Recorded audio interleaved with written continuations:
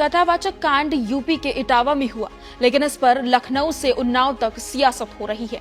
उन्नाव से भारतीय जनता पार्टी के सांसद साक्षी महाराज ने यादव कथावाचकों पर बहुत बड़ा बयान दिया है।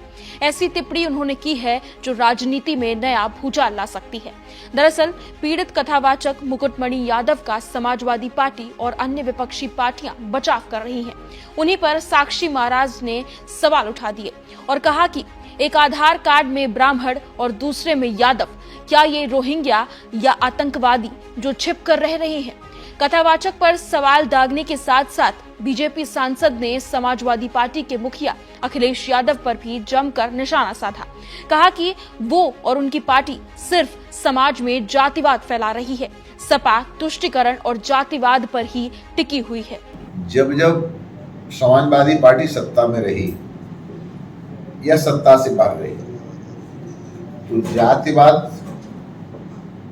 और तुष्टिकरण,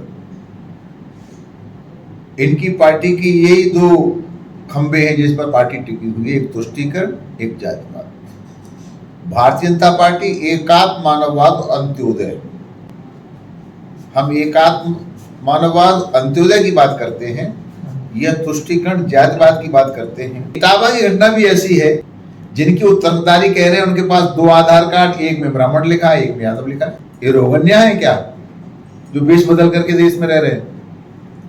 या आतंकवादी है जो छुप के रह रहे हैं? आप यादव लिखो ना, कौन मना करता है?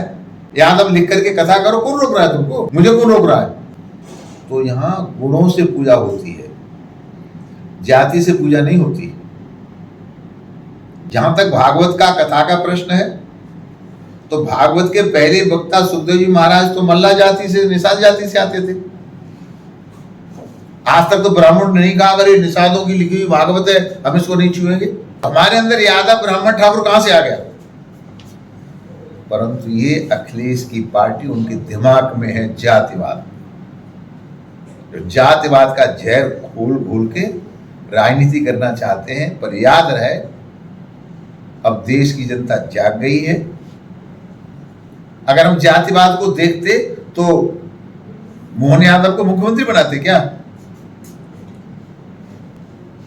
अगर हम जातिवाद को देखते तो आरिफ खान को गवर्नर बनाते क्या? तो ये जातिवाद की राजनीति समाजवादी पार्टी और माननीय अखिलेश जी कर सकते हैं। ब्राह्मण भी बहुत समझदार है, हिंदुस्तान की जनता समझदार है। अब जातिवाद और तुष्टिकरण की राजनीति करने वालों की दाल नहीं गलने वाली।